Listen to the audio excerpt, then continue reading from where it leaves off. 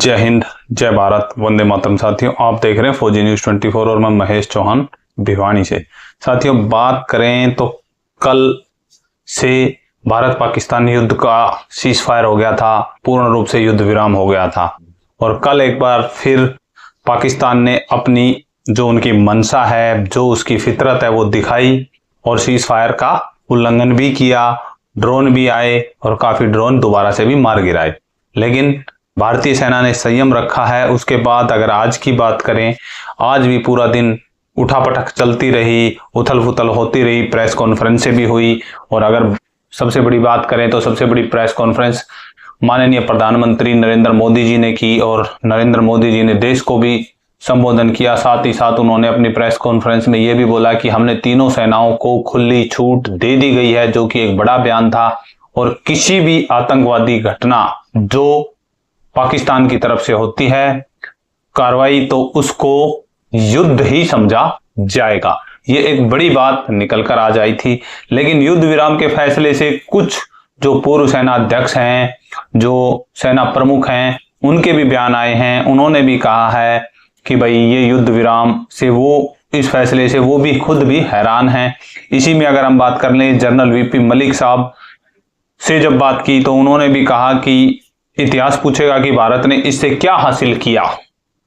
Cease fire के ऐलान के बाद पूर्व सेना प्रमुख जनरल वीपी मलिक ने सोशल मीडिया पर लिखा कि 22 अप्रैल को पहलगांव में हुए भयानक पाकिस्तानी आतंकी हमले के बाद भारत ने सैन्य और असैन्य कार्रवाई की, लेकिन इससे कोई राजनीतिक लाभ मिला भी या नहीं, यह सवाल हमने भविष्य के इतिहास पर छोड़ दिया गया है। ये वो ही जनरल मलिक हैं जिन्होंने 1999 के दौरान, जब भारत पाक युद्ध हुआ था, कारगिल युद्ध हुआ था, उसके दौरान सेना अध्यक्ष थे।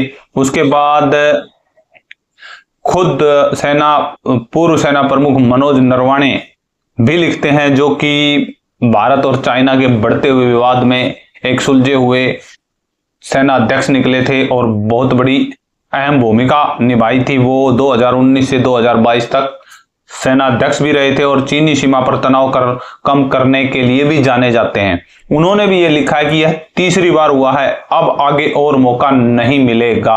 यानी कि सेना प्रमुख भी कह रहे हैं कि हमने तीसरी बार उनको छोड़ा है। और राजनीतिक विचारधारा के जाने माने लेखक ब्रह्मा चेलानी ने भी सीज फायर पर सवाल उठाया। उन्होंने कहा है कि जीत को हार में बदल देना भारतीय राजनीति की पुरानी परंपरा रही है।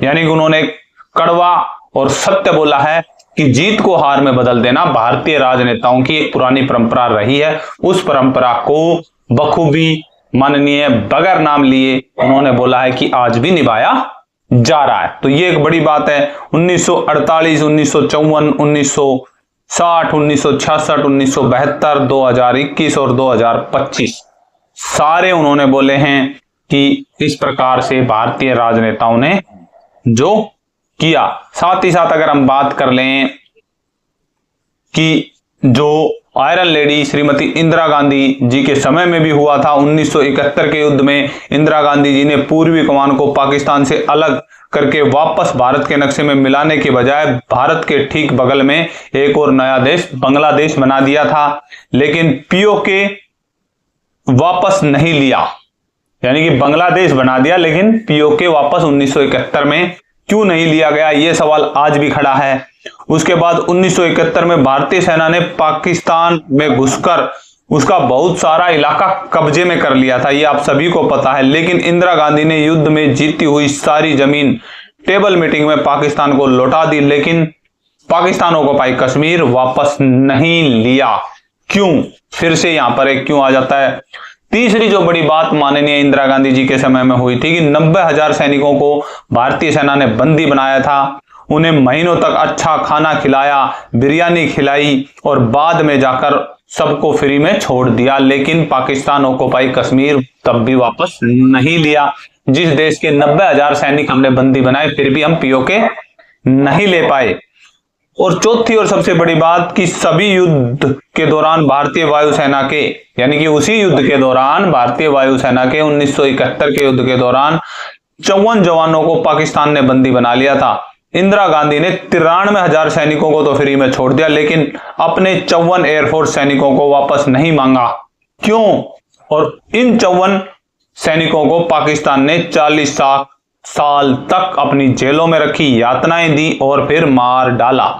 ये सारा हाल कहीं ना कहीं एक बार फिर सुर्खियों में आया है, फिर चर्चा में आने लग गया है कि भाई पाकिस्तान ऑक्युपाई कश्मीर, जहां से ये नरसंहार हुआ, ये फिर एक विवाद में खड़ा हो गया है। और इसमें आज के राजनेता या आज की राजनीति या आज के सत्ताधारी सरकार भी शामिल हो रही है। साथ ही साथ अगर आम जन की बात करें तो आम जन के भी जहन में एक ये सवाल उठा है कि अमेरिका ने क्यों बीच में दखलंदाजी दी। हालांकि आज की जो सुर्खियां हैं उसमें यह भी बोला जा रहा है कि चाइना पूर्ण रूप से पाकिस्तान का साथ दे रहा है। तो कुछ समाजसेवी संस्थाएं, कुछ समाजसेवी, कुछ बुद्धिजीवियों ने अपील भी की है देश भर के नागरिकों से कि चाइना के सामान का बहिष्कार किया जाए। चाइना का कोई भी सामान भारत में बिक्री होता भी है तो उसको हम ना खरीदें, भारत सरकार उसको बैन करे या ना करे, लेकिन भारत की जनता अगर उस सामान को खरीदेगी नहीं तो ऑटोमेटिकली बैन हो जाएगा। तो ये एक बड़ी बात निकल कर आ रही है। और पूर्व सैनिकों का भी ये मानना है कि जब जब पाकिस्तान को हमने छोड़ा है, शर्तों पर छोड़ा है, तो पाकिस्तान ने हमेशा से ही उसका उल्लंघन किया है। 5 बजे सीज फायर होता है और 7-8 बजे फिर से ही वो 2 घंटे बाद ही अपनी फितरत दिखा देता है, 2 घंटे बाद ही अपनी चाल दिखा देता है। फिर भी हम कायम रहते हैं कि क्यों? क्योंकि भारत एक प्रजातंत्र का देश है, एक लोकतांत्रिक देश है और भारत के अंदर चुनी हुई सरकार है जो कि भारत को चलाती है। लेकिन पाकिस्तान में ऐसा नहीं है। पाकिस्तान के अंदर जैसे ही लड़ाई की सुगबुगाहट होती है तो पाकिस्तानी सेना सब पे कब्जा कर लेती है। आज पाकिस्तान के प्रधानमंत्री पाकिस्तान की सेना की कठपुतली बने हुए हैं। आज भी मीडिया प्रेस कॉन्फ्रेंस में माननीय प्रधानमंत्री जी ने भी कहा है कि तीनों सेनाओं को खुली छूट है। देखने वाली बात यह रहेगी कि कल तो बॉर्डर एरिया में शांति से निकला, लेकिन हमारा भी काफी जो शहीद हुए हैं उनके पार्थिव शरीर भी पहुंचने लग गए हैं। आज भी झुंझुनू के अंदर एक पार्थिव शरीर हमारे साथी का पहुंचा, उसमें भी काफी संख्या में आमजन शामिल हुए और अभी भी पार्थिव शरीर आएंगे, क्योंकि कल भी जो फायरिंग हुई थी शनिवार के दिन, उसमें भी हमारे सूबेदार मेजर साहब भी हिमाचल के शहीद हुए हैं और भी हमारे अधिकारी शहीद हुए हैं।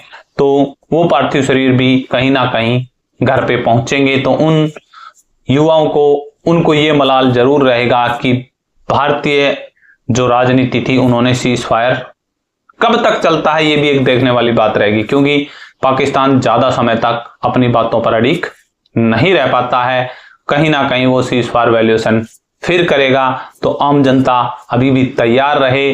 आम जनता का सहयोग भारतीय सेना के साथ रहा है और रहेगा। इसी कड़ी में आज भिवानी में भी रक्तदान शिविर हुआ, जिसको बताया गया कि यहां से जो रक्त कलेक्ट होगा वो सीधा श्रीनगर के मिलिट्री हॉस्पिटल में भेजा जाएगा।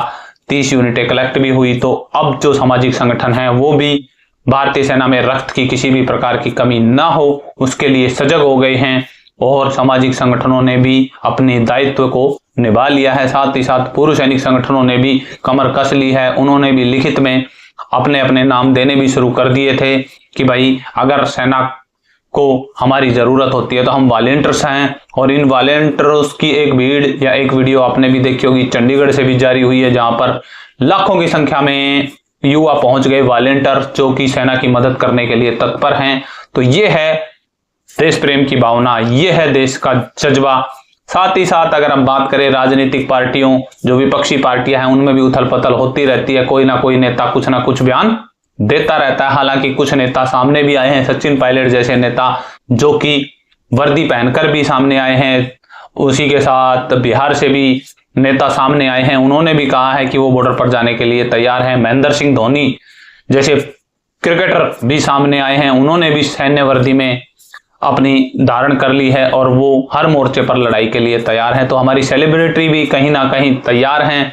देश प्रेम का जज्बा बना हुआ है। तो साथियों, इस जज्बे के लिए ही भारतीय सेना जानी जाती है। लेकिन कुछ एक छुटपुट घटनाएं भी होती रहती हैं, जिस प्रकार से एक वीडियो और भी वायरल हो रही है कि एक टीटी ने 150 रुपए के लिए हमारे जो जवान था उससे 150 रुपए रिश्वत ली। तो ये छोटी मोटी घटनाओं को हमें साइड में रखकर, इन्हें तवज्जो ना देकर हमारा फोकस रहना चाहिए कि हम भारतीय सेना के साथ हैं। और भारतीय सेना एक ऐसी विशाल सेना है जिसका लोहा आज पाकिस्तान ही नहीं, अमेरिका, चाइना जैसे कंट्री भी मानते हैं। तो जुड़े रहें फौजी न्यूज 24 के लिए। आज इतना ही। आपकी क्या राय है इस सीज फायर पर, कमेंट के द्वारा अवश्य बताएं कि क्या भारतीय सेना को ये सीज फायर भारतीय राजनेताओं को करना चाहिए था, भारतीय सेना का क्या कदम रहेगा और आप इसको किस प्रकार से देखते हैं। तो वीडियो में कमेंट के माध्यम से अवश्य बताएं। और ऑपरेशन सिंदूर के दौरान शहीद हुए सभी अमर बलिदानी वीर शहीदों को, सभी उन हमारे भारतवर्ष के नागरिकों को फौजी न्यूज 24 की तरफ से बहुत बहुत श्रद्धांजलि और नम आंखों से हम उन्हें विदाई देते हैं कि वो देश के लिए अपनी जान कुर्बान कर गए। जय हिंद, जय भारत, वंदे मातरम।